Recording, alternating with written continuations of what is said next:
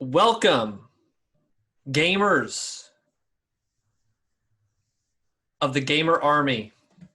If you're watching this, you're part of the Gamer Army. And My God. and recruits, I would like you to know that we are in this together. That we are still fighting this virus. We're fighting everything around us that would have us turn off the Xboxes and the PlayStations. We've done 45 episodes now. Yeah. Jeez. And every episode, Yeah. Zach, with his great brilliance, how do you do it? Like, how do you just do this? I look at the camera and something just turns on and I just get into gamer mode. I don't know. A switch just instantly flips from like Zach. I see all 10 of the viewers and I just get pumped. Gamer Nation. I say Gamer Nation. I don't know if you could call it an army yet. Well, okay, Gamer Army. Dweebs Militia? Melissa. You know what it is? No. Resistance. Dweebo Militia? Dweebo Resistance? We're not big enough for a militia. Listen, it's kind of like in Metal Gear Solid 5 when you're recruiting soldiers. So Like the Dweebo unit. We got us three and Meister G and so we've got, listen, just like in Metal Gear Solid 5, you know how strong freaking Mother Base got when you got built up? Unfortunately, I'll have to kill all of you, just like in the game. Well, spoiler alert, maybe you do have to kill them, maybe you don't. I don't know. We'll see. Well, I mean, if you haven't played the game by now, that's on you. Yeah, you had 5 years. Well, welcome. Gamer Army. Even if you're not a gamer, welcome. We're going to be talking a lot of games, so might as well join. I'm joined by Travis McCoy, another a gaming sergeant. I'm Sergeant, okay. Sergeant Gamer. Sergeant Gamer. And Jacob Ware, Lieutenant. I don't know what's higher. I don't know any of this stuff. I don't know what's higher either.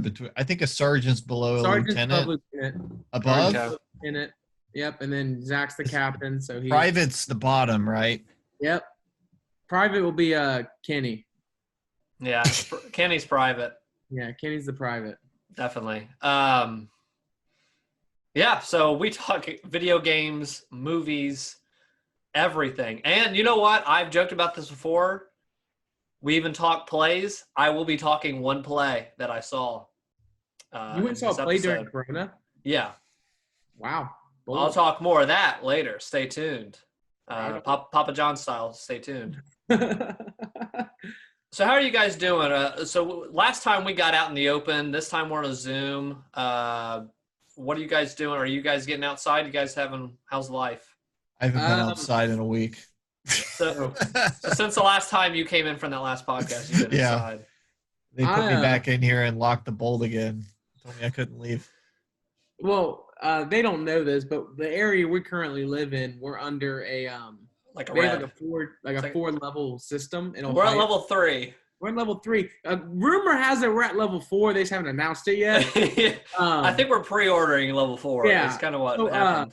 I thought level 4 was just Florida. No, well, close. We're actually close to going back down on lockdown in our area. So it's just one of those things where it's like, dang it, this sucks. See, so what happened was I didn't know that Cincinnati area and stuff, when I was out skating in that area and stuff, and I was down more in the downtown kind of area, skate park, and I'm skating, and I started seeing these billboards looking like a movie. They were all like, wear your mask, Cincinnati, welcome. We're all putting our mask on. It was the first time I saw that level of that, and I was like, okay, I didn't think much of it. And I got home, and my wife was like, yeah, Cincinnati's definitely you have to wear the mask indoors. It's City 17, you got to do it. Yeah. It's just required across the board. Most of I ain't gonna lie, most of the places I go to now, just wearing a mask. It's like putting your socks on at this point. I think people just got the picture, and they start so I've been to Target recently, and they have a big giant thing, a poster on the door, and it doesn't even say please wear your mask. It just says you cannot come in, buzz off if you don't have the mask on. It's not. It doesn't even cut it. It doesn't even That's funny because you say that. Did they have anybody at the door? Were they checking this stuff out? They have one that is 16 the they have one worst 16-year-old kid at the door. That job has to suck, dude. And have you guys so I went into a grocery store and I was at somewhere else, but I forget where it was at. And when you walk in, there's somebody right now. They're not asking like I'm wearing the mask, but I'm coming in and this is kind of new when you're seeing at these stores. There's someone standing there and they're not asking like hand sanitizer or whatever. They're like, "Can I help you find something?" Like, get the frick out. It's never like, "Hi, how are you having a good day today?" I've never seen people at Target's front door. You know what I mean? But now there are. And they're kind of like mini security. They're like, Yeah. get in and get out. It's kind of like they're trying to like pressure you. Don't chill around in here. I have seen jobs be created because of this at stores. But now we have a person who just checks for masks. Yeah. I went to Walmart. Of all the places, I was really proud. Went to Walmart. There was a guy standing there checking for masks. Yeah. Walk in through the front door, and now you have a counter. That person counts how many people walk into the store. Yeah. You can only have 3 people in the store. But I went to Kroger, and neither of those people existed.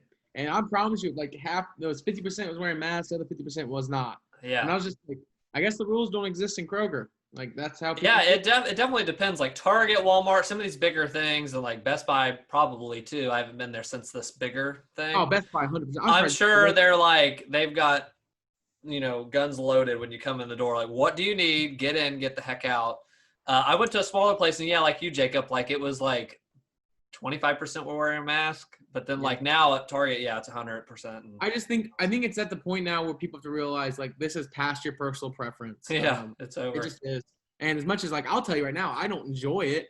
Yeah, I don't think anybody enjoys. I don't like putting on a freaking thing that like I feel like Darth Vader in. But exactly, it's like wearing a seatbelt, right? Like they're not comfortable. Yeah, they're not comfortable. Like they're not fun, but like it's important. And then and you might still die if you get a car wreck with a seatbelt on. Exactly. Doesn't mean it's not worth wearing. Doesn't mean like it doesn't still do something. Like that's the thing that kills me is that people are like, why wear it if you can still get it? It's like, why wear a seatbelt if you might die in a car wreck still? Why wear a helmet when you're doing the 900? Because it will take out a good chunk of that possibility. Yeah. It's a level of like, hey, we're going to put a barrier between us and the thing. But we'll see how this keeps going.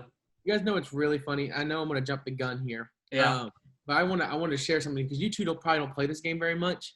But the whole mask conversation. Welcome to Ohio, by the way. If you're watching this, you wonder where we're at Ohio. But welcome to the world, actually, though. Yeah, welcome to the COVID world. I've been playing Splatoon 2 again. Yeah. Which I don't know. Hold on. You know how they do voting in that? They do the voting like ketchup or mustard. Do they have mask or no mask? So here's where I was like, I'm gonna get to. They sell apparel for online play. Yeah. To where it gives you like power ups. Oh. Okay. They're selling masks now, a part of the apparel. Oh, weird. That you can buy that gives you power ups. So you see half the players wearing masks and half the other players not wearing masks. And it's completely like optional. Oh my gosh, that's so funny. Did it. It's Nintendo. I think Nintendo's way of like, let's just troll this and let's just throw a situation out there. But I've been playing Splatoon 2. And I have absolutely, I don't know why I get in this mode where I put it down and I pick it back up. I put it down, I pick it back up. I don't know why. Because it's the online is like the perfect amount of competitiveness for me. Mm-hmm. Have you guys ever played the online? Yeah. No, I didn't. No. Well, I played a little bit one time when you had it over at our house. Like I never really spent time with those games, so I can't really speak to it. But they look fun. I think honestly, Travis, for you, you love the multi-objective shooters, multiplayer. Yeah, I like objective-based shooters. And it's the perfect. Like I'll jump into a game and I'll get 10 kills, and I'm like, oh, I killed it, and we got killed. So I didn't focus on like territory. It's really cool because there's a bunch of different weapons. All the weapons have meta and like what's important and what's not. And it's really, honestly, I think it's Nintendo's online at its best because normally Nintendo's online is butt. Yeah, that's probably the other reason I've never messed with it is because I don't really think multiplayer. Oh, I'm going to go play a Nintendo game. No, even though I know they're highly regarded. Like I'm not saying they're not good, but I just Go ahead. One time I did play it, which is such a small sample size. It felt like trying to fist fight with the ocean. Like I can't talk to my friends. These people on my team. Yeah. They weren't my friends. I didn't know them. And I am cleaning, and they are undoing everything I'm doing. And I'm sure, like, if you play it more, you get a feel for how you can maybe do things to help sway it in your team's favor. Mm-hmm. But meta and that, like, what's meta in that game. But after playing one match, I was like, that is extremely frustrating if you don't know what you're doing because you get run over. But I'm sure that if I spent more time with it, I might have some fun with it. But you seem to really like it. You've talked about it off and on for years. So I've enjoyed it. I've been on a big Nintendo kick, and it was one of those games that's been sitting on my shelf, and I was like, I'm hop back in. Playing through it, I think I realized, though, the only thing that's not good about that game is the single player. The single player. The first one didn't have single player, did it? Yeah, it did, and I loved the first game single player. The second one I can't remember, but the first one was so fun. The second one has I think it's 4. I just got done playing it. I think it's 5. It has 5 sections, and each section has minor little levels you play through, and then you unlock a boss as you play through them. I don't know. The story just doesn't exist. It's so you're trying to collect Zapfish to meet the great Zapfish. Yeah. So you can rescue some lady's friend.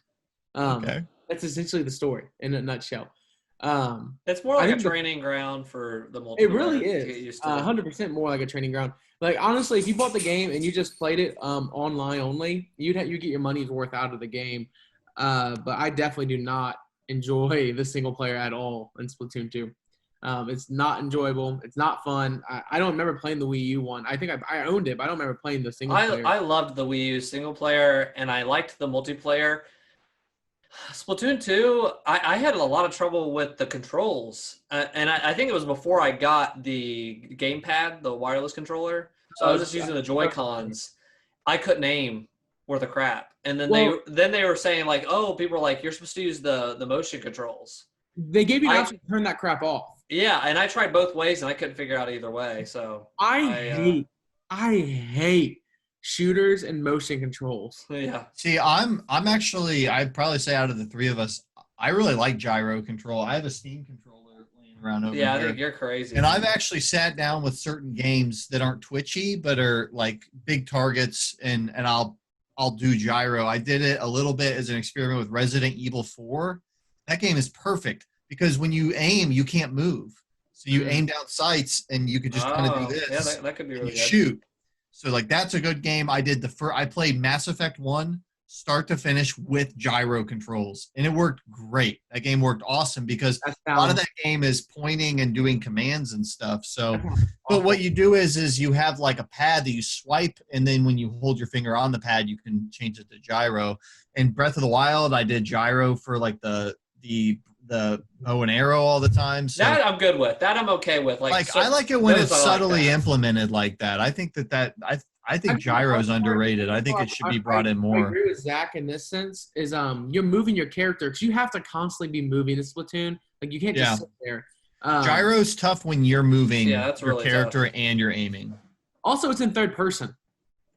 And I don't know what it is, but third-person shooter and gyro controls just don't mix. It just isn't like. Yeah, I couldn't figure that out, and I couldn't figure out the thumbsticks. It was too finicky for me. But I love the mechanic of going under and like getting the ink. And do you have enough ink? And that is really fun online, like to play that. But no, but I've been playing that, and they came up with the thing where you can buy masks now to give you power-ups, and I was like, that's hilarious. That's awesome. Awesome. But no, that's one of the games I've been up to playing a little bit. And again, multiplayer for me is like, I love multiplayer shooters. That's just where I am. Like, I played Destiny for a hot minute. Problem is, I can't stay on them forever. Yeah. Just run dry. Have you guys seen, like, now it's got to the point where masks are like accessorized. So like I retweeted something. It was, they made a Shinra Final Fantasy VII like logo mask on there. Yeah, I saw that. And like I have my mother-in-law was making homemade masks when this all started, and I have a Star Wars one. She just grabbed something that they had or whatever at the store, but I have a Star Wars like mask. That's what I wear. Yeah, I have a Star Wars mask too. Why not make something you like wearing? Like, why would you like? If you're gonna if you're gonna have to wear it, you're gonna want to wear something. Yeah. Like, so I'm starting to see people like accessorize it with their outfit. Like people, like women at Target had it like with their same outfit they were wearing. But hey, someone at my church said that. She's like, I don't want to wear this mask because it doesn't match my outfit. And I was like, now we've reached fashion tier. It's Corona Core, baby. We're in Corona Core. Well, we're catching up to like Asian countries like China. They've done that for years. Like the girls with like the masks and with like the cat face and all sorts of stuff. Now we get to be cool. Hey, watch out, Japan. We're cool now. That's funny. Oh, hey there. What else you been playing on? You said you've been in a Nintendo mood. Yeah, so Tetris 99. I switched from Puyo Puyo to Tetris 99 because I like Tetris 99. I actually got my first W, which was awesome. Hold on, what in the world? All right, I'm dog sitting 3 dogs. That's the perfect game for you because it's Tetris and it's competitive. Oh, 100%. And they actually released a team battle mode too. So it's DLC they just released, and it was like super cheap. And you get team battle, so you can team up with people and play Tetris as a group. Oh wow! You can play against computers and train. You can play local player now, and it's like, but the thing I love about it most, this is why I love Tetris 99, is after every game you get a stat breakdown of like what you did and like how you did it, like how many combos you hit, how many. They didn't used to do that, did they? No, never. So now my big focus is the T-spin. And I've been trying to nail T-spin. Yep, T-spin 2-line clears, T-spin 3-line clears. Like those things have been like what I'm trying to focus on. And sorry, I thought I heard somebody come in. So the way it works is you guys have played Tetris. Yeah. You build like a giant circle in the middle of your Tetris. Oh shoot. Like 2 other sides.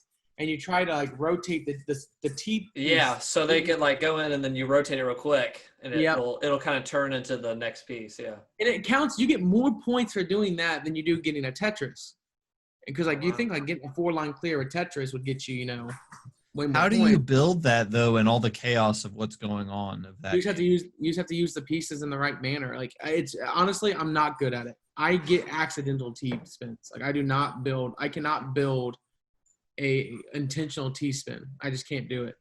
It's just not. That's a good question. People who like, I don't know. Here's how I work. Here's like your brain. Because like if you play Tetris, I'm telling you, there's something like I watched a documentary on it, and it's so weird because it's so true. That game became so popular because you get a sense of a rush when you do like something crazy. Like when you clear like a bunch of lines and you're constantly clearing it, the amount of like enjoyment you get out of it, it becomes addictive. Like gaming meth. It's gaming's meth. Yeah, it exactly is. And I have Tetris on my phone. They just got rid of the app, by the way. I was ticked. I was so mad. I used to go back and just play Tetris on my phone. The EA one. Yeah, dude. And they got rid of it. I was ticked. So I'm like, I am a Tetris nut when it comes to like playing that kind of game because it's a quick, 15 minutes commitment of you playing through Tetris. Yeah. But Tetris 99 has been a nice enjoyment because it's something completely different. And I don't know. I can't set up a T-spin. Can't do it. But I'll set up Tetris. I'll think 4 moves ahead. I'll be looking at the pieces I have coming 4 moves from now and thinking like, okay, if I put this piece there, that piece there, and like envisioning it. Because like Kenny watched me the other day and he was like, "How are you doing this?" I was like, you just get used to it. I need to check that out again. I like where you flick your stick different directions to attack people in different ways. That's fun too. I got down to like 3rd or 4th of like several times. I never could close it though and win. I think the most difficult part about this game is like it's like the pacing. If you go super hard early on, everyone starts targeting you because you get badges. And when you get badges, like you become more powerful.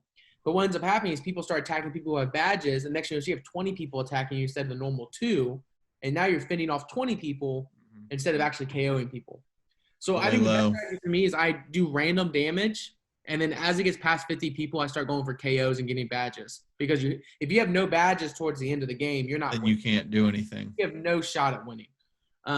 But I've really enjoyed it. It's honestly like it's the greatest thing Nintendo's released for free, just for paying their little fee. It's just and they've put out a lot of good games in that. I mean, Super Metroid's on there and a bunch of old.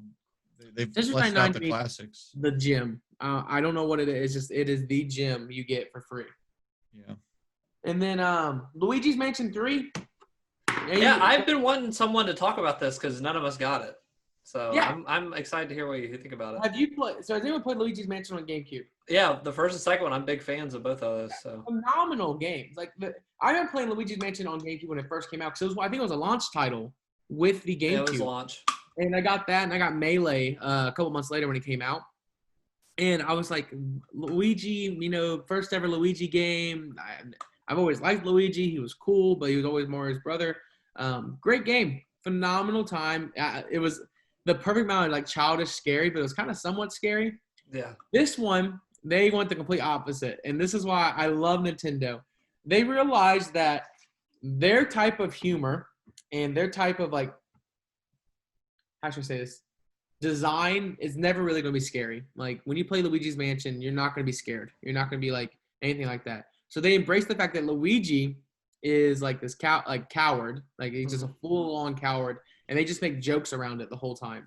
And it's very quippy. It's very, very cute.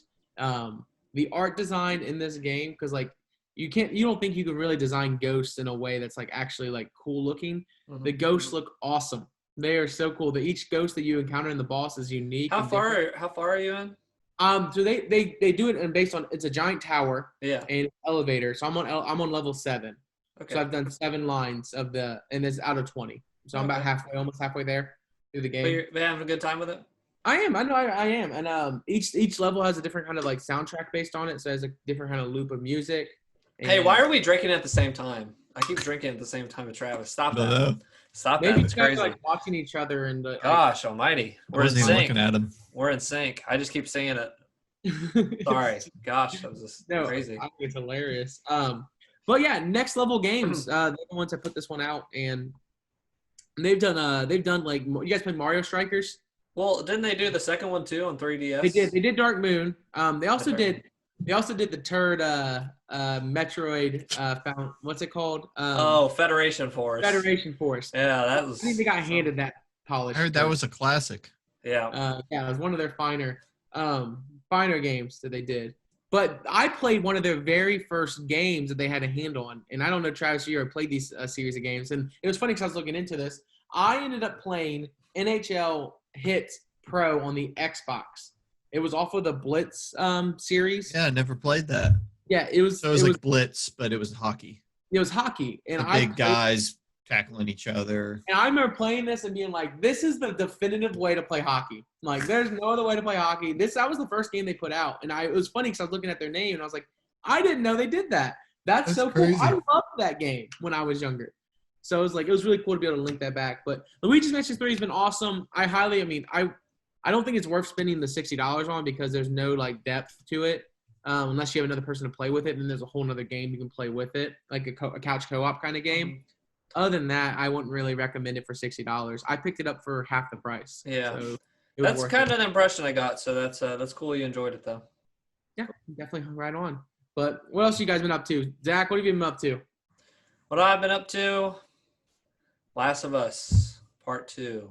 That's finally gotten deeper into that game.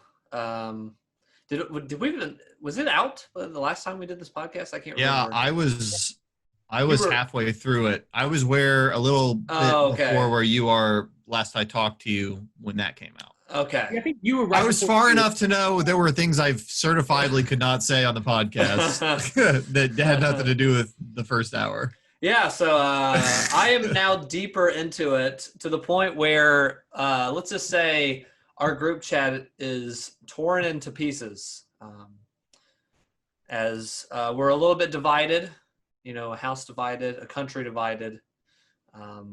This game's not divisive. What are you talking about? It's funny how divisive it is. It feels this is the Metal Gear Solid 2 of our times.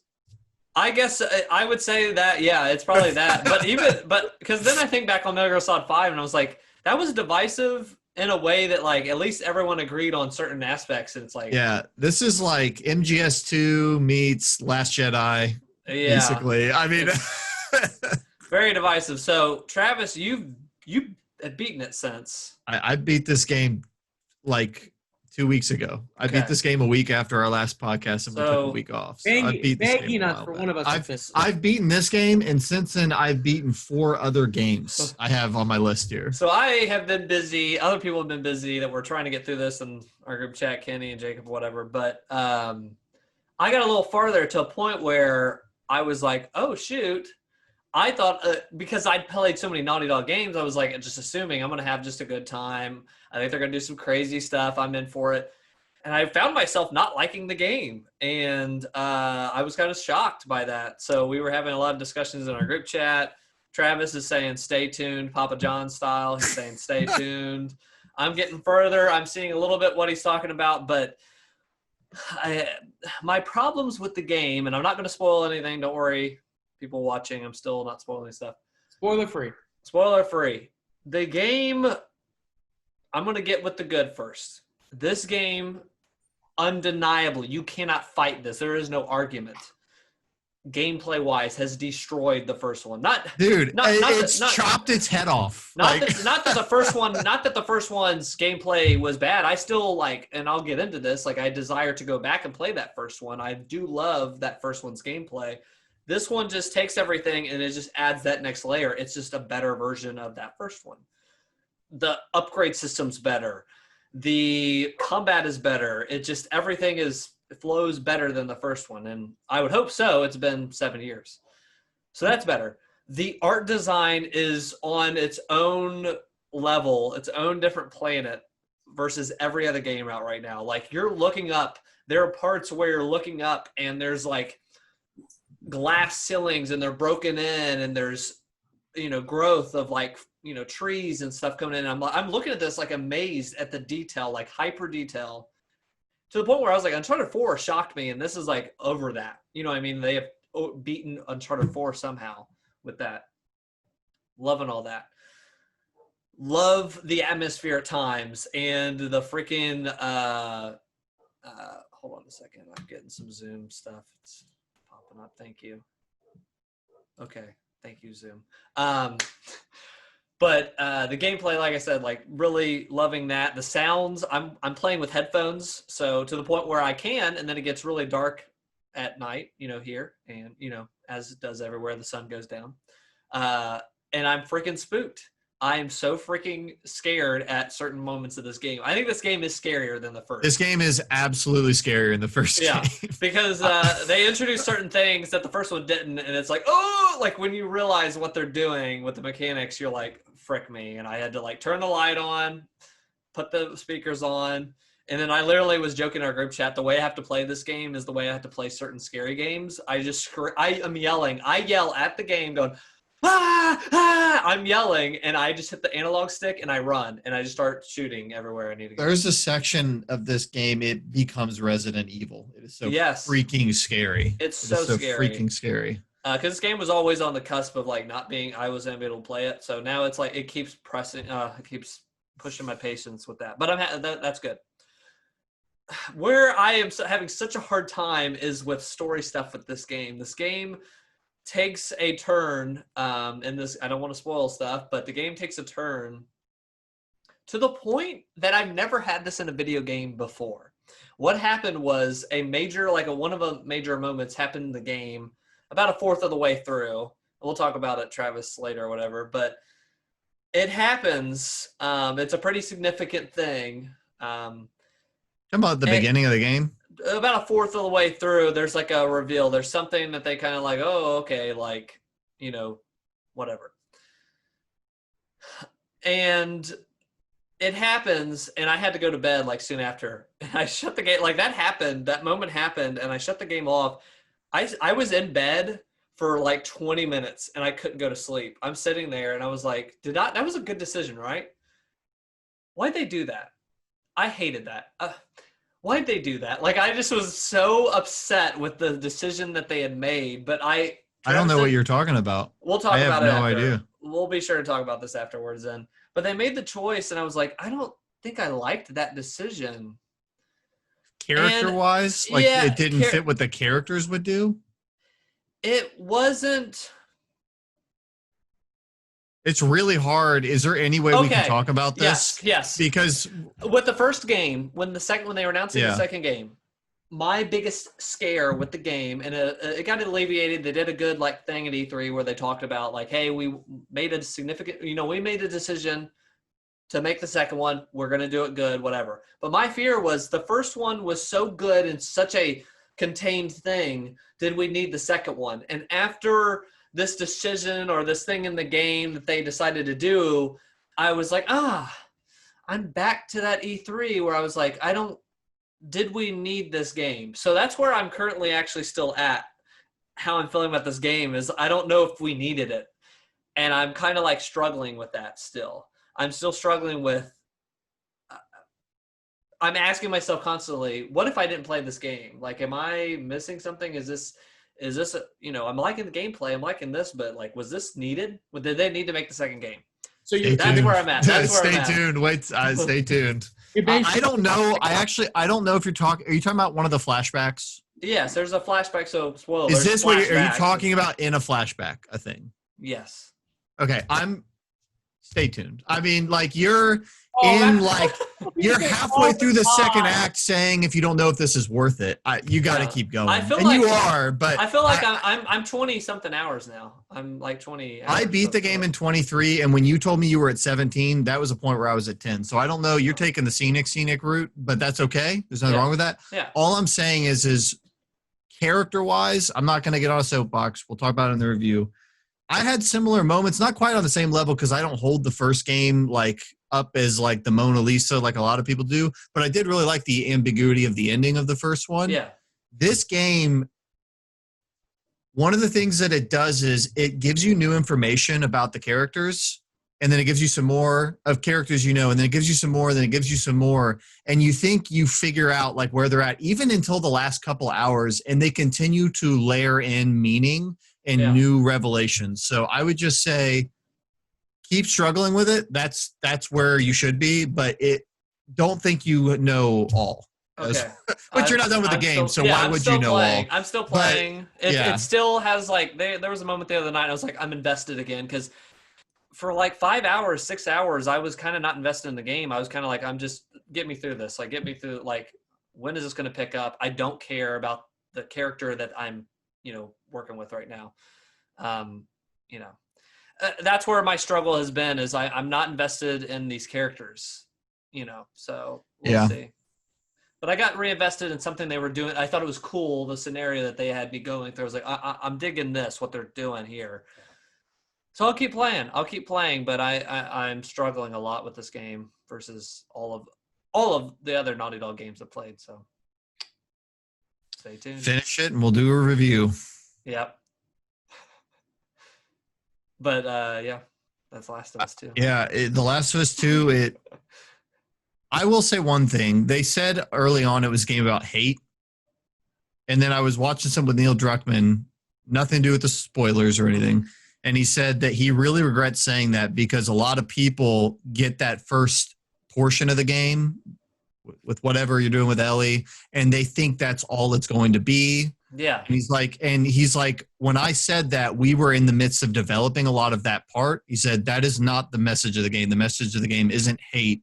It's still love. You just don't realize what it's going to be, So I thought, because he said the first game was about love, and he said this game's about hate. And he's like, I wish that I could take that word back from all my interviews. He's like, because that's not what the game's about. Like, it would be very defeating to just play a game about hate or just play a game about whatever. But it's just this game, I would say it's the Godfather 2 to the Godfather 1. Godfather 1, you get this amazing journey that's just focused on the main guy, and he's moving up the ranks, and his dad's a gangster, and like in the end he like takes over, but it's just this epic whole thing, right? Godfather 2, it plays into these other things, and it's showing like things in the past, and it's recontextualizing the way you see the first one a little bit, but it all lands in a place that's very meaningful for that person's journey in the second one. And so I think that's kind of how I see the two. Yeah.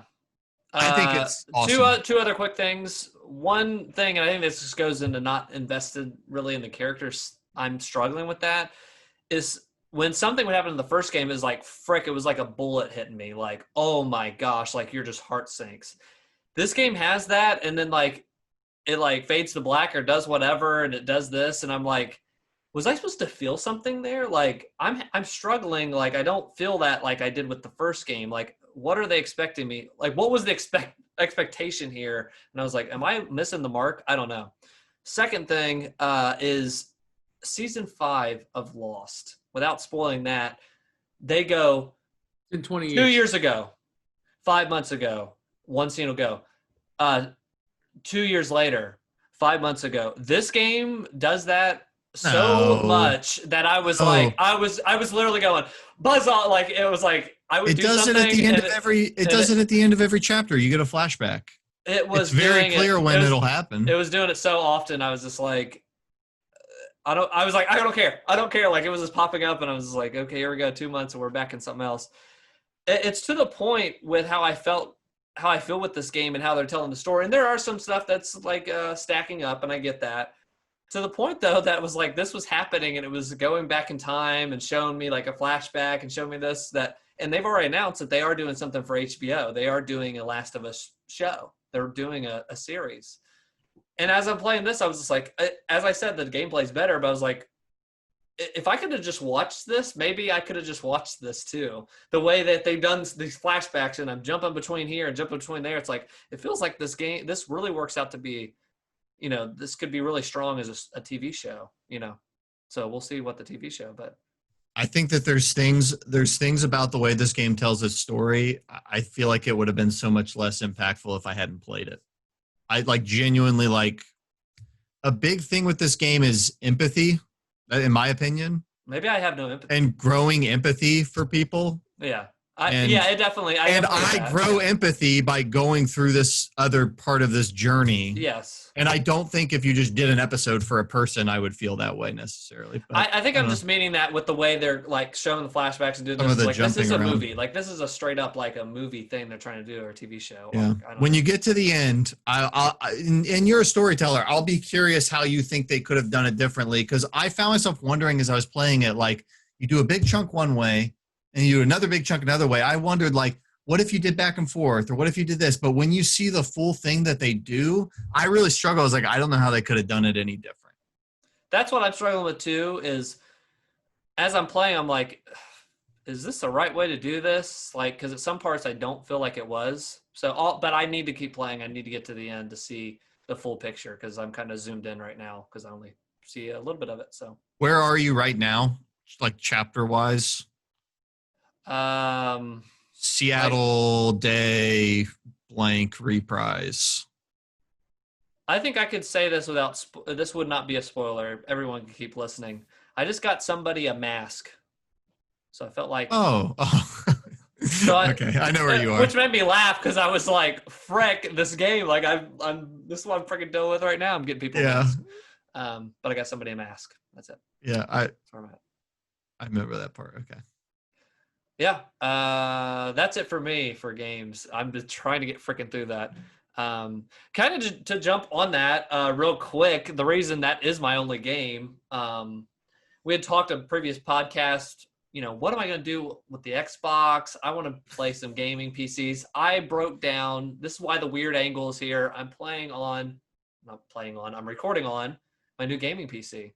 Shouts out to Travis, some of the other DweeBros helped me pick out some stuff, got that going, so I should be able to do some PC gaming streams soon.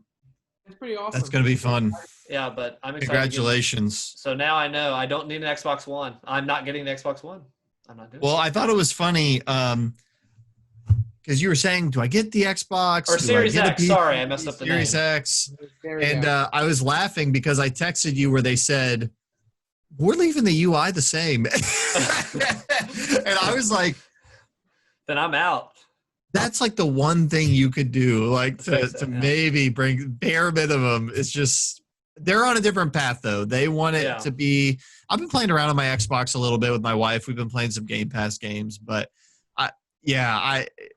after I told you that, I was like, there's no way he's getting an Xbox. I might as well. So I'm going to be able to do some PC streams, playing some stuff on here. So I'm excited to actually be able to do some different stuff. And you know what? I think I'm going to be able to, on my Mac, I couldn't run Chrome and do the stream at 1080p. That was a lot, to do. I think I can do the streams and have Chrome open at the same time. So. Oh, wow.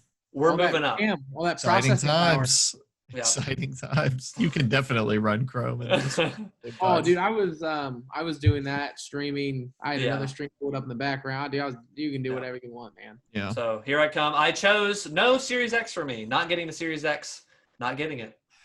Here's what I've been playing. So after I finished Last of Us, I actually I didn't know like what to do. Like, cause I and we'll talk about it. Maybe that's what I feel like too. I love the game. I love the story. I could not, honestly, yes, my wife, I could not stop thinking about the game for like 3 days.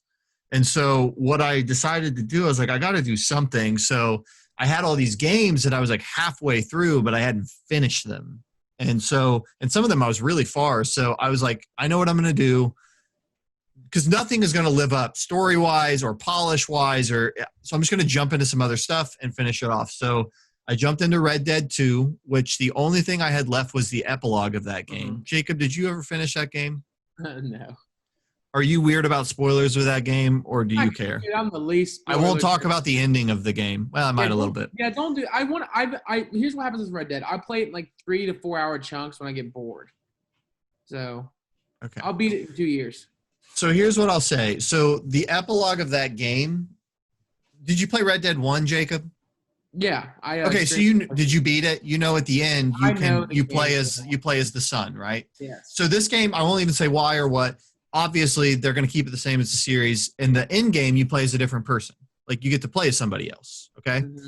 So what my struggle was is that I remember in my head that Red Dead's main story was a certain way, like quality-wise. Like, the characters that they brought in, the story seeds that they planted, they really had these rich characters, and they built them out, and everything was very intentional.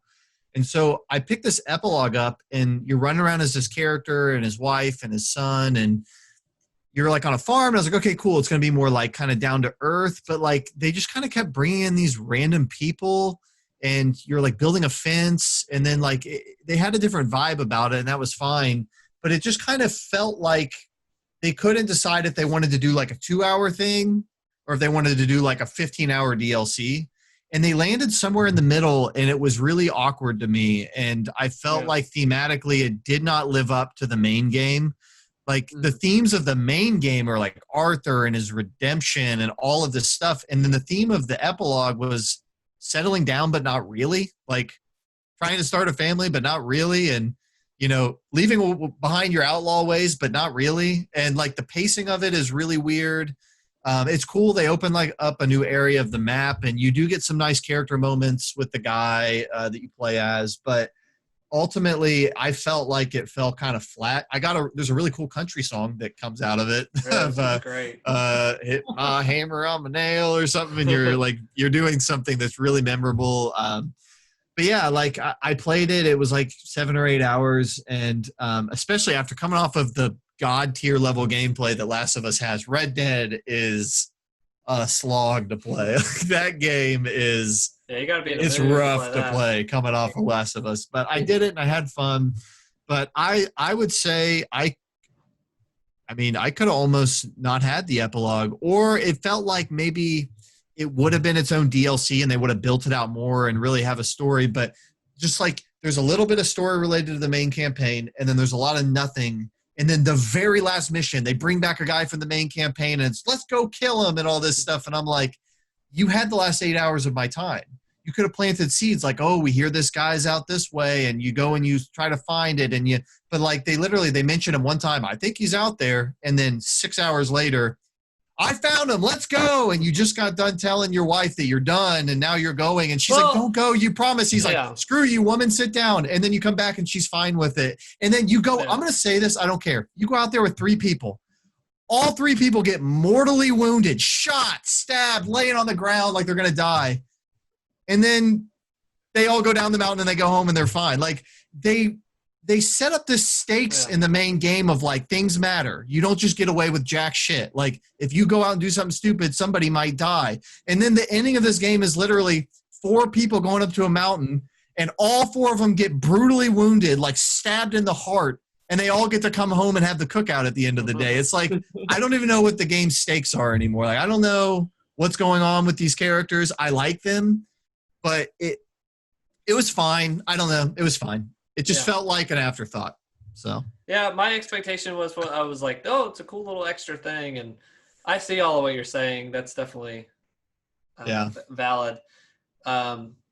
They did try to play up too of like this guy's literally trying to build a house at some point. I liked that stuff, and then the next second is that kind of Godfather. They're pulling me back in. You know what I mean? Like Scarface, they're pulling me back in. I mean, but like to me, there's a lot of potential in like a mini chapter, like 10 missions, doing that. But they did like 2 chapters, and it was like one had 6 missions, one had 8 missions, and like almost none of it had to do with the stuff I thought was the most interesting. Yeah. So for what it's worth, but you did get to do a cool house thing, and you got to go like on a date with your wife, which was cool. That was the highlight. There were a couple of moments that were really fun, but you know, it was all right. So that was Red Dead Redemption 2. Next, I have to go. So I will say though, Red Dead Redemption 2 in retrospect is my 2018 game of the year. So that beat out God of War, Spider-Man, whatever. That game was great. I do have just a little bit of housekeeping. So in 2019, I gave The Outer Worlds my 3rd place game of the year. I went back and I finished it. Does it still stand? I don't think I've ever played a game, like honestly, that has a better first act that is perfect, that tricks you, and absolutely falls apart in the second and third act. Like literally, it's like they built out their systems. Here's the gameplay. They developed the world, which was interesting. And then the first act, they made like a perfect, like, think about the perfect Fallout, Bethesda, like, you know, like you go and there's like a little city and you do these side quests and this main quest. You got to help one of the factions and all that. And then like I stopped playing the game and now coming back to it, they put all their best ideas in the front. Like, and so I've been watching documentaries about it. I gave that game 3rd place because it felt to me like this perfect throwback to those old RPGs, and it is for like the first 5-6 hours. But they run out of steam, and I did all the side quests, all the companion quests, the main quests, and I beat it in 18 hours, which is fine. It's shorter. And that, if you want a shorter RPG, like I did everything, and it took me under 20 hours.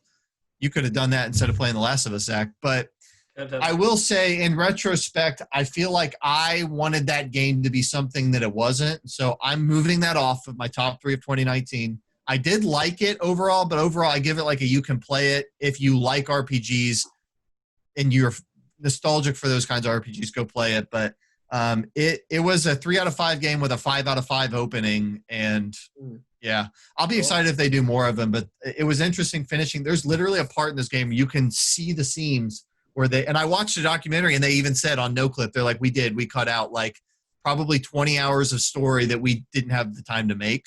There's a smaller team really, but like the whole premise of the game is you're on this ship and there's all these people that are in cryo sleep. And then you find out that this company is going to put everybody in cryo sleep. And so like the scientist that you're working with is like, he does this like galaxy brain math and he's like, oh, they're going to put everybody in cryo sleep.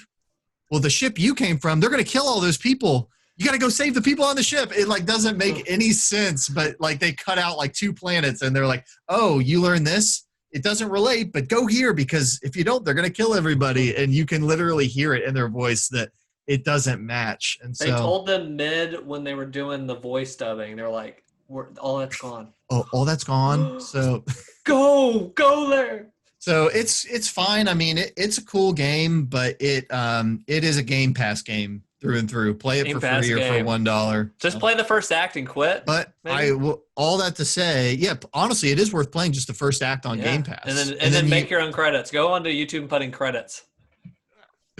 So that's The Outer Worlds. But the game that replaces it in my top 3 of 2019 2019 is A Plague Tale. I went through and I finished that game.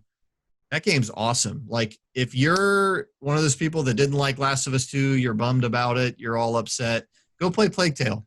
Okay, I'm playing Plague Tale. Start to end, it's 10 hours. It's a girl and her little brother. It's the same stealth. You're crafting, you're grabbing different materials, you're crafting, you're using your slingshot to distract people, sneaking past. There's a kind of a plague going on with these infected and these rats.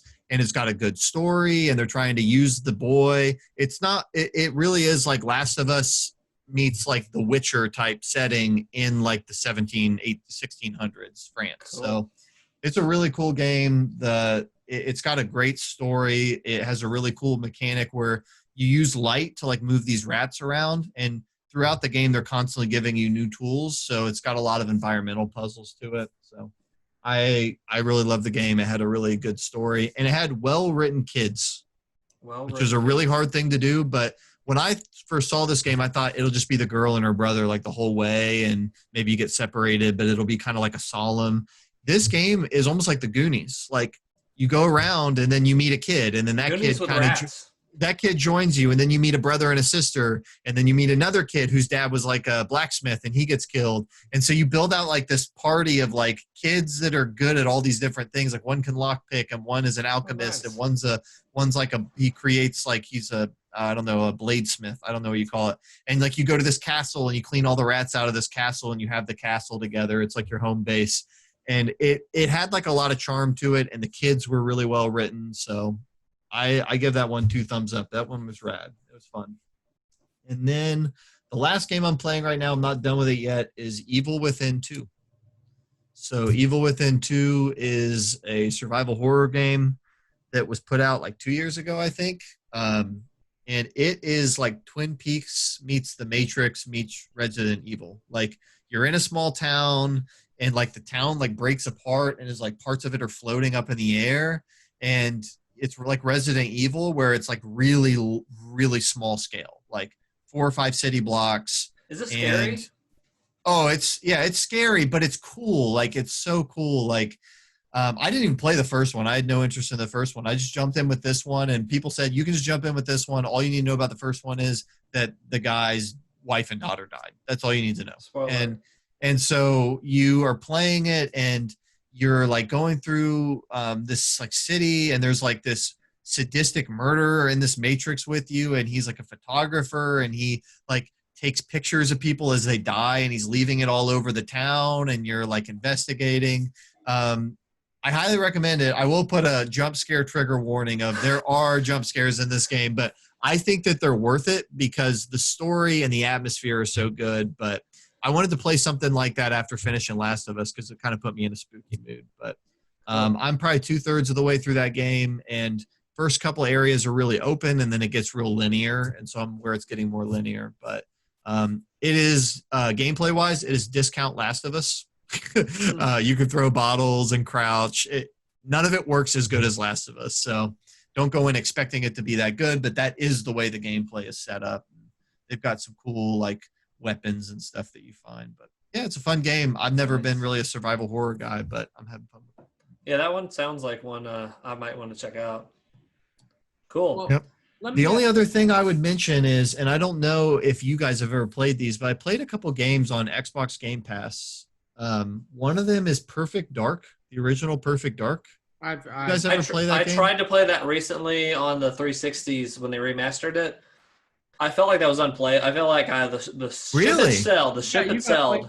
I played it on Xbox One on the collection, that same thing, and I thought it was cool. Like I was running around. I felt like the controls worked fine. It's mission based, and you can do the missions quick, or you can do them at a higher difficulty. And I thought it was fun. The definitive way to play that game has to be either on the N64 or you emulate it and mod it for PC. I thought, why? What's wrong with the two sticks? The best way to play it. Like I'm telling you, for the aiming and the way that it's angled. Well, I mean, I would do mouse and keyboard. Like I'd be happy to, but I had no problems. It felt great. Yeah. Well, actually, I don't know if Xbox has it set up, but mouse and keyboard works on some of the games on Xbox. You should be able to plug in a mouse and keyboard in Xbox. I might look at that. My friend, he does that now. He plays Warzone. He plugs his mouse and keyboard into the Xbox. God, it's like shooting fish in a barrel. All right. The other game I played was a really weird party game called Fusion Frenzy. Oh, I just saw the box art growing up on I saw the box art all the time as a kid, and I saw it was on Game Pass. I was like, I have no idea what this game is, but I've seen this box 1,000 times. 101 games. It's like a party game, isn't it? Yeah, no, it has 100 different modes. None of them are made well, but you can get in there with 4 people and screw around. And I was playing against computers, and I was like, hey, I'm glad I've checked the box and I know what this is. I will uninstall this and never play it again. I also did that. I put in Viva Pinata. That game has aged terribly. That game looks awful. Like the frame rate on the Xbox One S is like 15 frames a second. A TV show from that game. Like, I don't know. People loved it. I know a lot of people liked it, but it was rough. So there was a game I wanted to kind of talk about for a hot second because I don't know if you guys have any Dreamcast boys. Like, did you guys have a Dreamcast growing up? Anybody? No, I never did. Really? I got one. I think that was my first eBay purchase. I got a Dreamcast, so I had it way later in life. Okay, so you guys know like there's two versions of a Dreamcast, right? There was the one that came out early in the cycle where you could basically download a game, put it on a disc, and pop it in. It works. Yeah. Like, they did a terrible job with the way they encoded the piracy stuff. Yeah. Then there's a second gen of Dreamcast, which they fixed that issue. So I actually have the first gen of Dreamcast. I grew up. My mom found out about this because she used to be on the forums, and she went out and bought a Dreamcast. She's like, I'm never buying you guys another game ever again. And she just downloaded game after game after game, and she just wrote on them and said, here's your Dreamcast games. That's how it worked. That's what my mom did. That'd been like awesome. Crazy. Hey, this is the same mom that played Postal, correct? Yes, right. We talked about that on Dweebs. So when we boiled down to it, I got a Dreamcast, and there was a game I played growing up, Power Stones. Phenomenal. Yeah. Phenomenal. You showed me this. Arcade game, phenomenal stinking, Dreamcast game. And the Power Stones 2 is the one that's like really, really well known because it has its own Dreamcast edition game on it, and it has the arcade version you can also play on it. So I had one of my middle schoolers come over and we were hanging out, and he was like, what's this box right here? And I was like, man, like that's the Dreamcast. Like, and I showed him the controller, and he's like, this is an Xbox controller, but they forgot a stick. Like, there's no extra stick. And I was like, exactly. Like, I was like, that's exactly what it is. And we started playing Power Stones, and that game is so much fun. It's like the precursor to me of like Super Smash Brothers. It is like a 3D Smash Brothers. Yeah. Exactly. It's a 3D world Smash Brothers. You can go around anywhere, interact with anything in the world, use it as a weapon. They have their own little characters that have absolutely zero backstory. But it's like an arcade game in that sense. And we played it for about a couple hours, and we were trying to beat the story mode, the arcade story mode. And you know how the arcade games are made. They're made to gobble up quarters. So like as we progressed, more and more difficult. And we were sitting there like screaming at the TV because it has this boss where you fight this boss who has a giant plate of food. He's just throwing food at you, and you're trying to beat him up. And I just remember like it sucks that system didn't make it, because if you think about the way Sega, and this is where I think it's going to fit well into where we're going to talk about Xbox, but when you think about Sega and you think about what they did from the Genesis to the Saturn, and then like they did the 32X, which really burnt. That's what burnt America's market. Was they released the 32X when the Saturn was already like on its way. So when Sega did that, those consoles kind of merged and became like a giant PR nightmare. And then they made the Dreamcast, and the Dreamcast was so awesome. Mm-hmm. It was powerful when they released it. They released it before the PS2 came out, so it was the most powerful gaming hardware on the market, and it was easy to develop for. It was super easy to develop for. They had a ton of support. Super easy to pirate from. Yeah, super easy to pirate. But no DVD drive. That's what killed it. Yeah, and PlayStation came out, and they obviously just swung and knocked them out. But I think what's awesome when you think about it was like the Sega then and the Sega now, just two completely different things. And yeah, I really hate like Sega now. Like I play Sonic games, and I'm like, this was awesome. And now it'd be a pipe dream to get a good Sonic game. It'd be a pipe dream to get any type of good Sega game. So I don't know. I was just wondering like how you guys' experiences with Sega, and I know we're going to talk about like for example Xbox. It's pretty much coming down to the point where we don't know the price, we don't know anything, we don't know any games that's coming out. Like I know zero about the Xbox. I don't know what you guys know going on. I have officially checked out. I have this gaming PC. Halo's coming to this gaming PC. I'm getting that.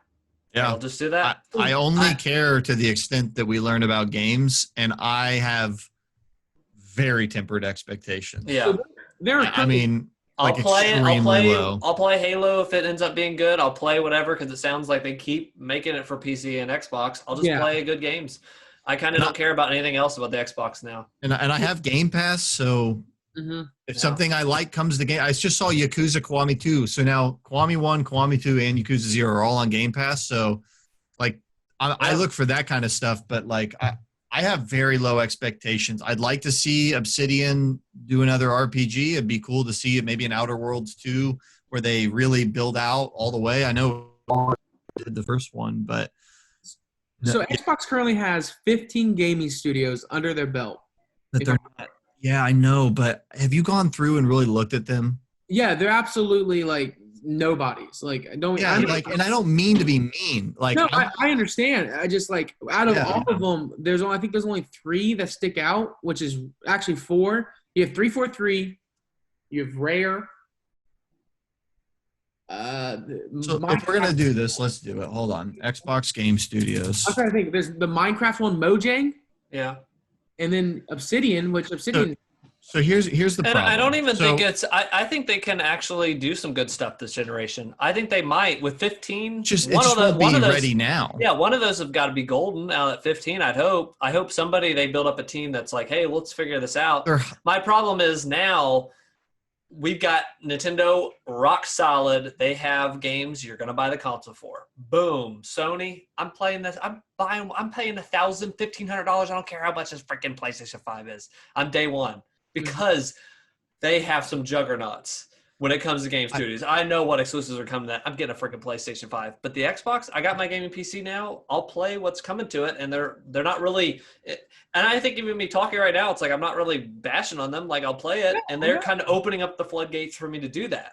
Here's why I brought an opportunity to play it on the PC. So here's why I brought up the Dreamcast and Sega, and here's why I'm bringing up Xbox now is the uncertainty that we have coming to Sega.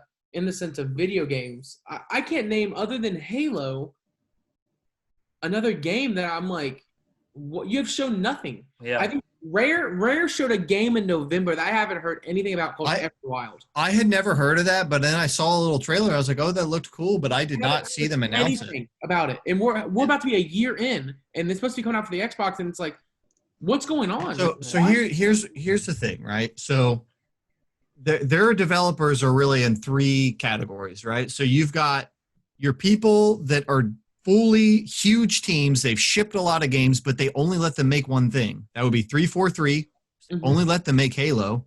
Coalition, who they only let make Gears. Turn 10, who they only let make the mainline Forza games. And Mojang, who makes Minecraft.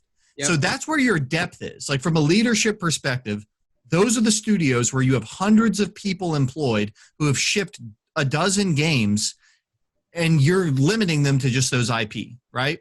So when people say, where's Xbox's new IPs, those would be the people to make them. Like the people who made Horizon didn't just crap it out of nowhere. They made Killzone for years, and then they, on that experience, made something new. Then the next category is smaller companies that do a really specific thing. Double Fine. They make Psychonauts. They make weird little like quirky games. Okay, they're not making the next Horizon. They don't have the resources or the staff. Obsidian, same thing. Obsidian today is not the Obsidian of 10 years ago. They're a small company. They make RPGs. They make CRPGs, and then they made Outer Worlds, and clearly they didn't have the staff to make Outer Worlds all that it could be, right? I forgot about Rare. Rare is the only one with a lot of resources that they let make different things. But they don't. And then you've got Ninja Theory. They make little games like Hellblade and stuff like that. And so like I don't know. Then you've got people who make only certain things, and they're kind of like AA. They're crap. Like Undead Labs with State of Decay, and Exile with the Wasteland games. Like they've got Playground who make the Forza Horizon games. The rumor is they're going to make Fable, which is exciting, but it's Fable. Like, how much can you really change Fable? Are you going to make it like The Witcher? So I do think there's a large population of people that buy the Xbox, because there's a lot of people I know when I have conversations about games. The people that are Xbox people are playing Call of Duty, the new Madden, the new whatever. Or Game Pass. I'm not stereotyping, but what I'm saying is they want those third-party games. That's on PlayStation. That's on Xbox. That's on PC. This is my point, though. And I think some of those people go, well, my buddy's on Xbox. That's how I play online. I'm just going to grab an Xbox. And they don't think they're not really worried about that's the first 100%. Yeah, they're not worried about it. And for them, how easy they've made Game Pass, that is better. That is their niche over Nintendo and Sony. I think that's going to continue to help them. I'm not arguing with those people. I'm arguing with the people that are online saying that the initiative, or the initiative, which is a company with 40 people, and none of them have ever shipped a game together, they're saying that they're Naughty Dog. No. I literally see people on Reset Era say, "Can't wait to see what the initiative's working on." This is going to be Microsoft's Naughty Dog. Are you living on the moon? How are they going to? Naughty Dog made Crash 1, 2, 3 Racing, Jack 1, 2, 3 Racing, Uncharted 1, 2, 3, 4, Lost Legacy, Last of Us but Left Behind, and then the GOAT. Right? I don't think the initiative with the guy that used to work at Square and the other guy that used to work at 343 and the other guy that used to work at Bethesda are going to make the next Naughty Dog level studio. Not day one. It would be unfair. It would be unfair. Rare split up. They have they lost to some people. And they went to Playtonic and they started their own company. Yeah, that's my whole point. Is Rare's not the same Rare as it was anymore either. If I was Microsoft, what I would do, and I went on a crazy rant 3 years ago about this, and it worked last time. I said they should buy Obsidian, they should invest in RPGs. Okay, here's what I would do. I would take 343. I'd let them still make Halo, but I would try to get them thinking about something else. But I would take the Coalition, who makes Gears. I would take Turn 10, who makes Forza. I would take the Rare, who's been making Sea of Thieves, and they already did this a little bit with Sea of Thieves. I would say, hey, I want you to go all in on a new IP, all three of you. It can be anything. It can't be a racing game. It can't be a niche. It needs to be either AAA of some kind, right? And then I would take these smaller studios like Obsidian. I would say, hey, Outer Worlds is cool. You could do another one of those. I want you to focus your attention on take Perfect Dark. It's an old IP. I want you to take it. It's a cyberpunk setting. I want you to make like a cyberpunk RPG. I would take the smaller studios and ask them to do stuff outside of their comfort zone. And I would take the big studios and I would have them do something new. They have to mix it up. They do too much of the same stuff. At what point does the Xbox event becomes like a Windows unified event? That's, I guess, what I'm going to boil it down to. Because all the games you're talking about, Zach, are all playable now on PC. It is already. I think we're at that point. And that's why we're here. We haven't even seen it yet, and we know anything they announce will come to PC just by what they've been doing. I want to have an Xbox. And I like it that way. Yeah, and I'm fine. I'm okay with it too. I'm just like the whole Xbox thing, the whole Xbox debate now, and the whole conference that they're going to have. We know it's going to be. It's going to be Madden. It's going to be some NBA. Hey, here's a new Call of Duty. I hope it's not. I hope it's not. I hope it's these studios showing some tech demos. Show us a 10-minute gameplay trailer of Halo. Give us a big surprise. Show some Cyberpunk because they got to do a little bit of that. Xbox machine is a budget PC. Yeah, it is. I mean, it is with all the headaches gone. That's what it is. Mm-hmm. Yeah, I had headaches when I got this thing. If I would have got an Xbox, I would have had no headaches at all. I'm just saying, you nailed it, Jake. Ideally, it's what do we want to see here? I want to see new games. What am I going to see? Forza, Gears update to mobile, maybe Madden. Hey, where's that Gears Pop game? Exactly, dude. I want to see that. Did that come out? I don't even know, dude. That might have got canceled because I have not seen anything about it, so I think that got canceled. Well, that's my point. Gears Pop Metacritic. What's it at? 90? It's got 2 reviews for PC, an 80 and a 70, and then on iPhone it's a 64. Oh, play it on the PC. I guess 6 mixed reviews, 2 positive reviews, nothing over an 80. I'm with you. I hope they show some new stuff these studios have been working on. It could be just because of COVID they're not doing jack squat, but well, I mean put your mask on and get to the keyboard. If I see one more person say the initiative is going to blow my pants off with some kind of massive narrative. Listen, take some initiative and get to the keyboard and work over 40 hours. How about that? But here's my bother. I went on the initiative's website. I watched their video. They're in Santa Monica. They kept playing that. We're in Santa Monica. Who cares? Santa Monica. You're not Sony. You're not Sony Santa Monica. You're not Naughty Dog, right? And they're like showing people we got a literal line in the hype. A literal line in the hype video was one guy we got people. They've shipped a lot of games, and then it just shows Tom worked at Sony, shipped games, and I'm like, I don't care. Shipped games? Ship what? What did you ship? I don't. Some of the people they have World's Edge. You know what World's Edge does? It remakes Age of Empires. When you click on their thing, guess where it takes you? To the Age of Empires website. Wow. Travis, I 100% agree with you. Like I hope they prove me wrong. I'm not rooting against them. I believe they're going to make cool stuff. Like one of the coolest things I think was when. Well, hold on though. We need to get off this topic because we got to wrap up here soon. We got a lot of other stuff to talk about. But I do want to say this. Like The Big Short. Did you guys watch that movie? Yeah. Okay, that movie is directed by a guy who had only done like dumb stoner comedies his whole life, and then he made that. Mm-hmm. You know what I mean? Todd Phillips, the guy that made Joker. He was known before that as the guy that made what are those movies where they go to Las Vegas and they all get lost? The Hangover. He made the Hangover 1, 2, and 3, and then he made the Joker. Wow. Like, you know what I mean? Like people can like jump out through the roof. Like I believe that can happen. I don't think that you're limited by only the things you've made in the past. I think that would be extremely unfair. But it's also extremely unfair to take a company that's 40 people, they've been in existence for a year, and say they're going to make the next Uncharted. You know, they're going to make the next Last. Like, hold your freaking horses, man. Yeah. It would be a miracle if they make something that's like an 85 on Metacritic. People are happy about it. Yeah. So I just wanted to talk. I mean, I know Xbox will be releasing some stuff here soon. So good Xbox talk. Well, we're not just the gamer army. We're the TV army. And I just have a little – it's not much to talk about, but they did it was pretty cool. You know, I was a huge Mandalorian fan from Jacob's recommendation. I did have a lot of fun with that show, and they did a really, really cool behind the scenes thing. I don't know if any of you guys saw this. I didn't watch it because Disney's behind the scenes stuff always to me feels very superficial, so I just preemptively skipped it. Oh yeah, it is so like they don't get it's like that, but listen, we're such storytellers and we all got in the room and there was such a vibe. It's like 20 minutes. It's that. So I just skipped it because I watched all that for like the movies that they've done. It's and cheesy. After like the third one, I was like, they don't talk about anything. It's cheesy, but listen, I would actually recommend watching this. Sell me on it. There's the cheesy stuff of like we're Disney, whatever. But the way they made this thing was absolutely bonkers, and they go into hardcore detail of how they made it. They also there is one guy on that thing that made the Clone Wars. So they had different Dave directors. Filoni is a beast.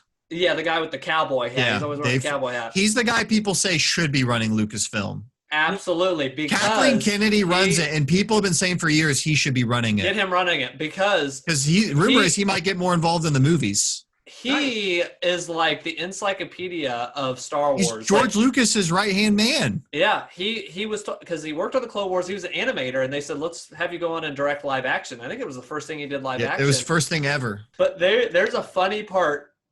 I say 2 or 3 out of the 8 episodes, they give this guy the floor and just let him speak for 15 minutes. That's the ending of the episode, and I'm enthralled. I don't even like that big of a Star Wars fan, but the Justin how do you say Favreau or Favreau? Favreau.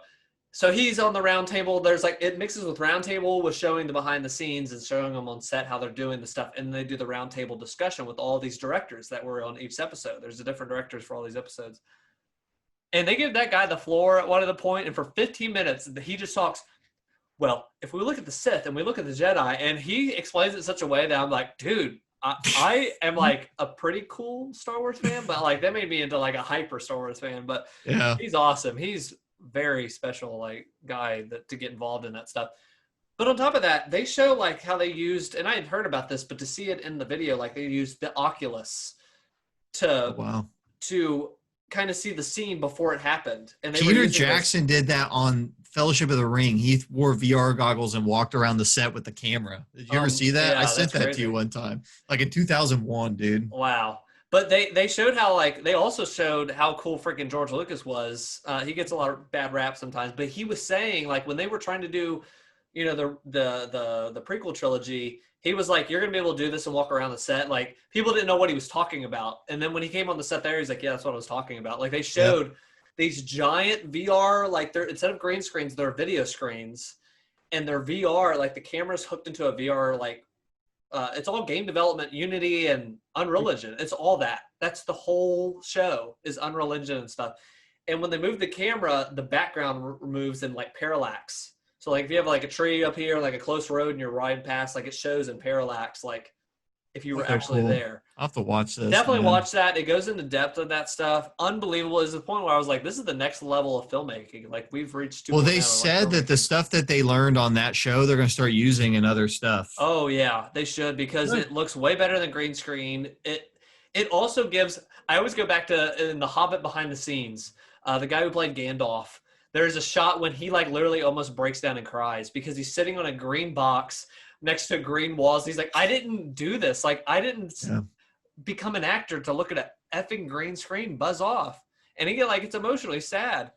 And in this, they don't have to have the green screen anymore. And like you actually see a desert platform, like a place around you, and you can see stuff. And it's like, now we can work. Like actors have a much better, reference point to work. So awesome. I recommend checking that out. It's cheesy at times, but the behind the scenes and that guy talking. Well, you sold me with Dave Filoni being featured because he's awesome. Yeah, they give that guy. They say that he gets the heart of Star Wars more than anybody else. Yeah. And I also like Justin Favreau or whatever. Jon Favreau. I think he's like mixed or whatever, and I didn't know enough about him. But watching this, I like the way he's legit. I mean, you know the stuff he's made, right? Yeah, a lot of he's made a ton of stuff. So I was like, I didn't really have heard ever. He did the first Iron Man. He's the one that cast Robert Downey Jr.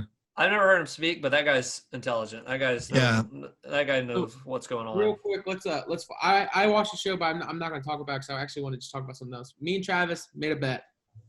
I'm going to hold my own end of the bet up. Oh yeah, I forgot. I'm going to hold it. I'm going to play Last of Us. Actually, replay it. I'm going to start it up tomorrow. That wasn't the bet. No, because I'm going to play Last of Us 2 as soon as I beat it. But I want to go right into it. Just to build up, a good solid base of conversation.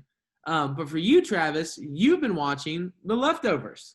Yeah, I didn't even write this down. I was going to wait until I finished the first. No, I was going to wait. Do you want to do that? Do you want to wait? I want to wait. I want to wait until I finish the first season. And I will say this. I'm halfway through the first season. The episode I watched last is the best one of the ones I've seen. But I will say this. So Let's wait, just like you're making me wait. Nothing to do with the show. Nothing to do with the show, really.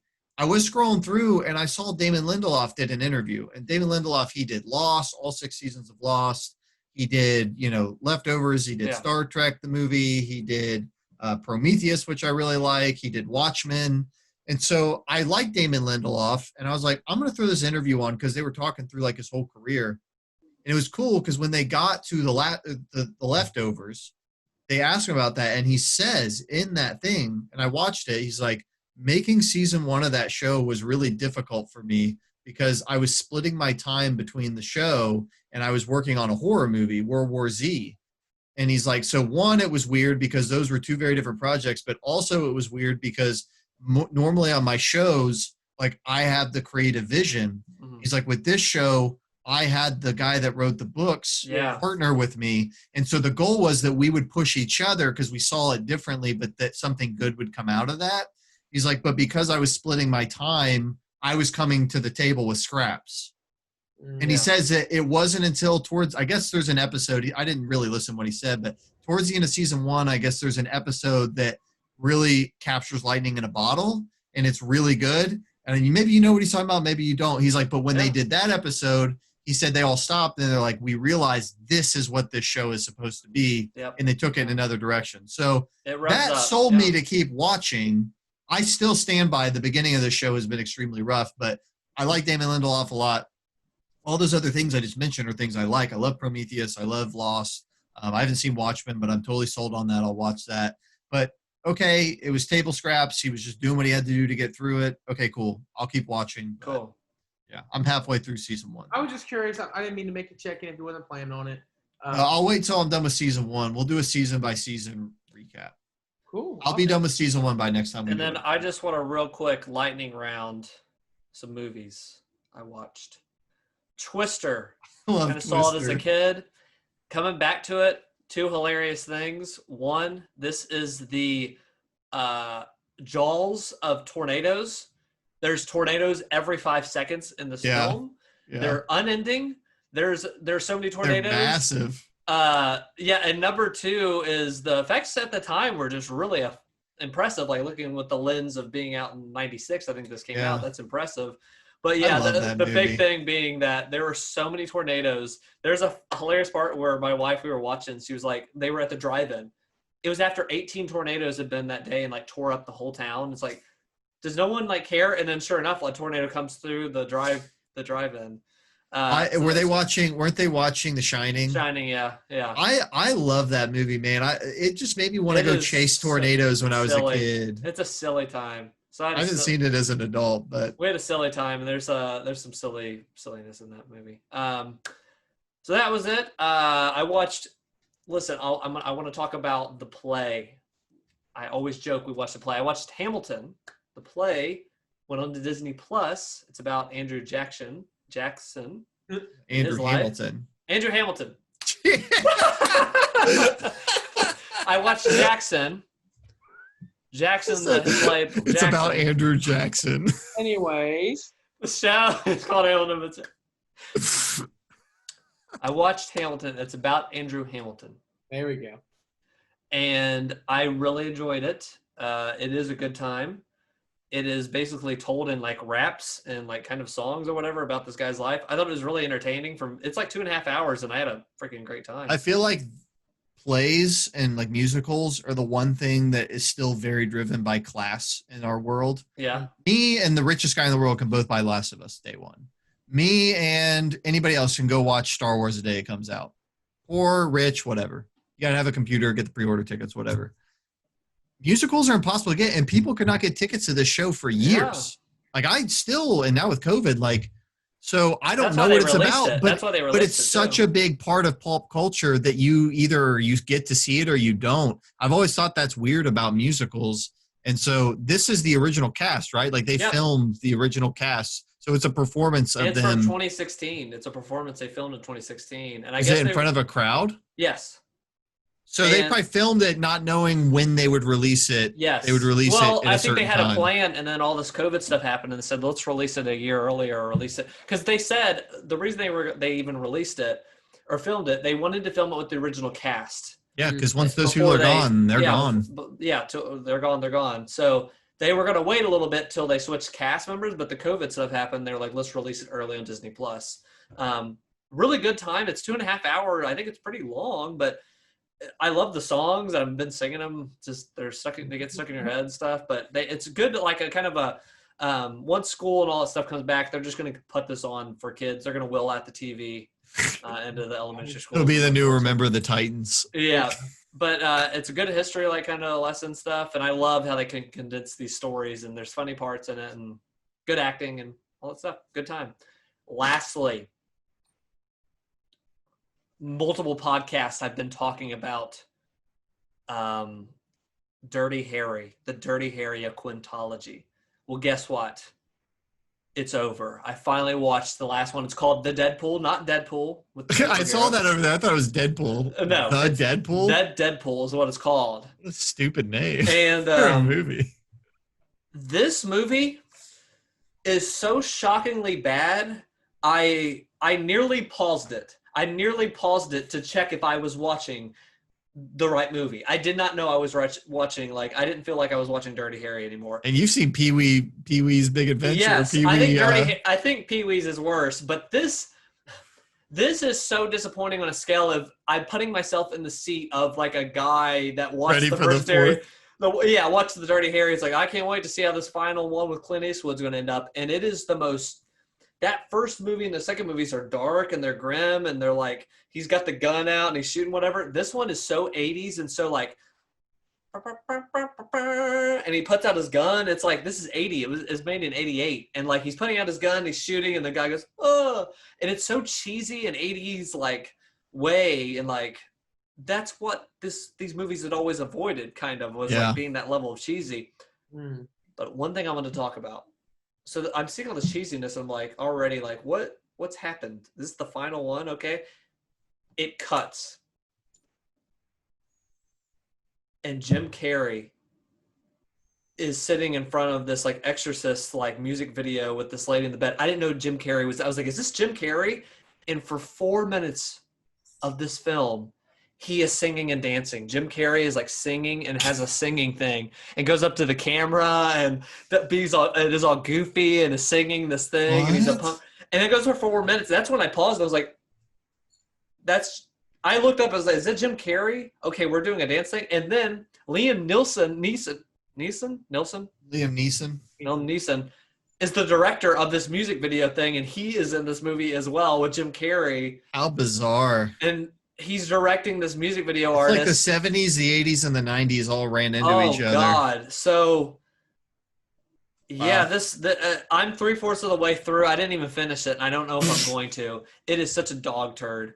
This movie sucks. Oh, my gosh, it just sucks. Well, so, speaking of... I'm about to watch the last 10 minutes of it, but, God, don't watch it. Speaking of Jim Carrey, I did watch a movie this week. I watched Ace Ventura: Pet Detective. How did those hold up? I'm so nostalgic for it. I couldn't even tell you. I honestly don't know. I like it. I mean, it was just funny. I threw it on. Me and Jess, we always put on like shows. So I was like, let's just put on a movie while we're sitting here eating dinner. And I just was laughing and having a good time. I will say, you guys have seen it, right? Yeah. So like the big twist in the first one is that the guy who like has the vendetta against the team is actually the woman police chief.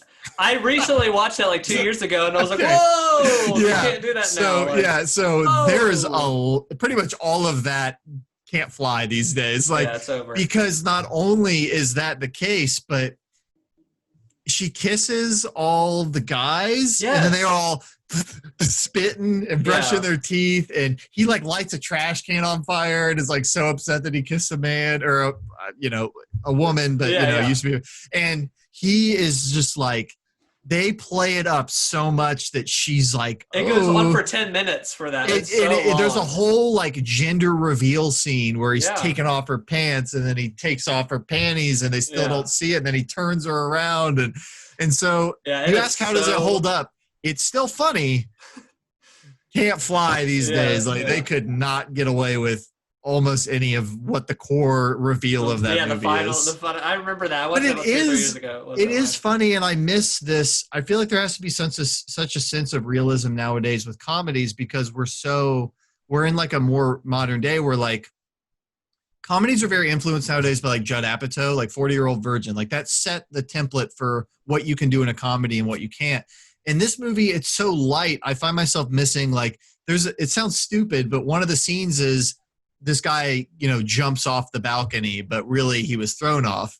And so it's like a suicide scene, but like Ace is there and he doesn't think it was a suicide. And so he's picking up these clues and stuff. And Monica from Friends is like it's not really his girlfriend. She's the one that hired him, but like it's her coworker who is the man who has been killed. Yeah.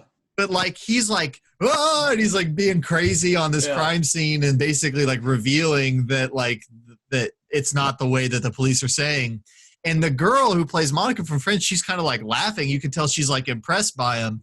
And I was like, that doesn't work. Like her coworker just was brutally killed or committed suicide, but she's in here like kind of getting turned on by Ace Ventura. And I was like, it works. It works in this genre of this time because it's lighter. Like it's just more fun. It's lighter and it's more surreal. Like why is she? It's so surreal. Carefree? That's the perfect word. And I feel like we don't get that maybe as much nowadays, or that stuff goes more into TV. Yeah. Like in movies, comedy movies, like nowadays, you get like 40-Year-Old Virgin, like that kind of stuff a lot. You don't get like that more surrealist type. So it is what it is. But I love those movies, so it was fun. Fun revisiting it. What is the one? It always made me laugh really hard as a kid. It might Slinky. Be the Slinky. Yeah, you brought that up before. And then also when they're showing the projector. When nature calls. They're showing is it when nature calls? Because they're showing the projector and he's like biting him. Yeah, that's when nature calls. Yeah. Very funny as a kid. So. Very fun. Cool. Is that it? Speak Now and Forever Hold Your Peace. I think we've covered everything. Cool. Well. We're back in the. I mentioned last time we were done with Zoom. We're not. We're back. We are going to a monthly. We're going back to a monthly thing because some of us are getting back into the world a little bit. We're a little bit busier than we were. So back to once a month, but maybe you'll see us out again. Maybe you'll see us in a Zoom block. I don't know where we're going to end up. Really. We might be like the Deadpool. We might have Ace Ventura. We might have Jim Carrey himself show up and do the introduction. It could be anything at this point. You never know. So thank you guys for joining us. Dweebo YT on Twitter if you want to know when we're going live with Hangouts. Travis's Time Machine. He's got his own stream. I think I'm going to be playing Resident Evil remake. Nice. The first one. Nice. I never finished it. I'm going to go back and play that. I think Nice. that's what I'm playing. Cool. Know when we're going with the podcast come up. All the information on Dweebo YT. With all that being said, thank you for joining us. Stay safe out there. And sayonara. Sayonara, guys. Take care. See you later.